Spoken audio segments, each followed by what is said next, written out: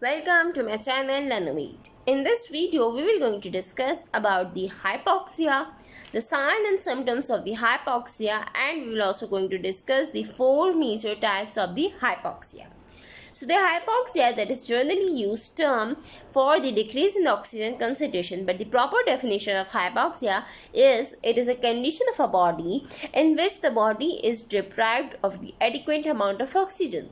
So the body does not getting the adequate amount of oxygen, and because of decrease in the oxygen, there is a decreased supply of nutrients to the tissues, and ultimately there will be a condition of hypoxia.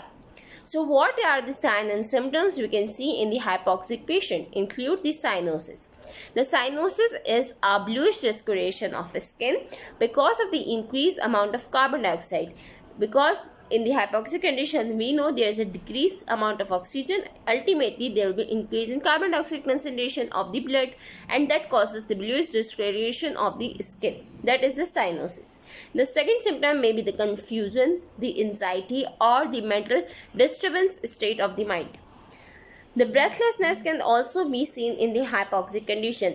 There is decrease in the breathing rate, decrease in the air ventilation perfusion ratio, so there will be breathlessness condition, also called as the dyspnea.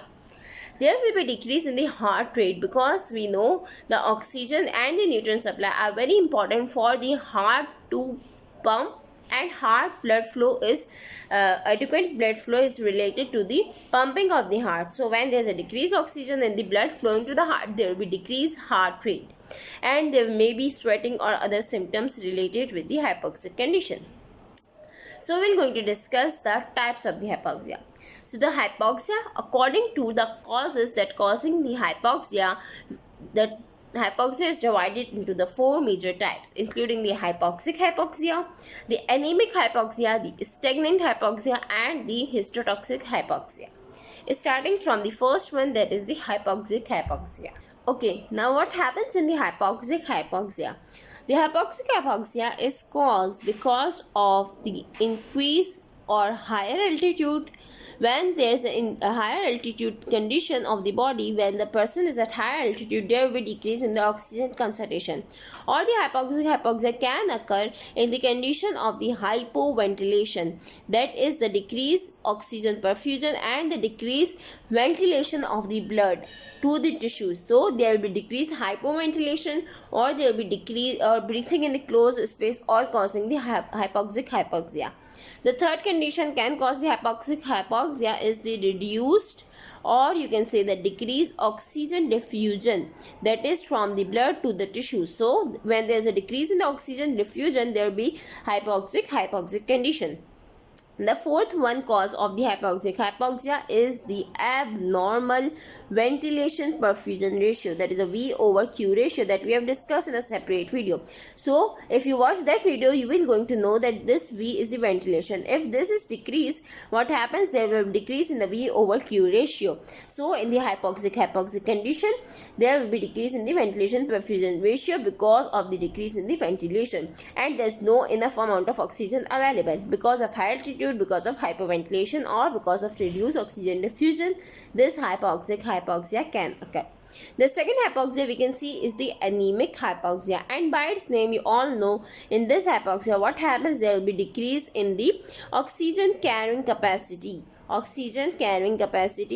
the tissue, and the blood decreases. The blood will not carry the enough amount of oxygen to the tissues, causing the hypoxia.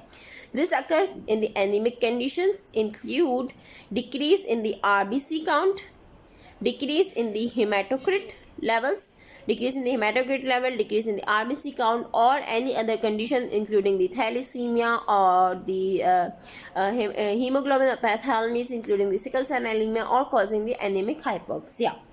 The third type of hypoxia is the stagnant hypoxia. The stagnant, the word suggests it is any restriction or any hindrance to the blood flow.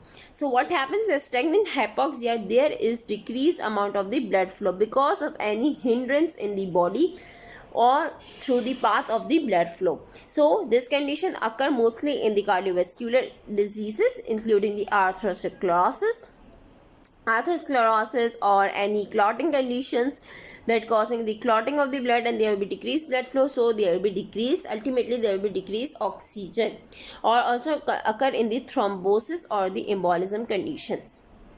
Okay. The fourth type of hypoxia is the histotoxic hypoxia. That is completely different from these three, because in this histotoxic hypoxia, what happens, the tissues are unable to get the oxygen. The tissues are unable to utilize the oxygen because there is a defect in any condition that is causing the defect in the tissue. So tissues cannot use the oxygen, either because of the presence of any toxicity or either because of any drug induced. So this can occur in the cyanide poisoning, and this can occur in the sulfide poisoning, and other any toxic poisoning can occur causing the histotoxic hypoxia. Also in this condition, the blood flow and the oxygen supply is normal, but the tissue cannot utilize the oxygen, so causing the histotoxic hypoxia. So this was all. I hope it will be explained well. Thank you for watching. Subscribe for more, and don't forget to comment below, give feedback on our Facebook page. Thank you for watching.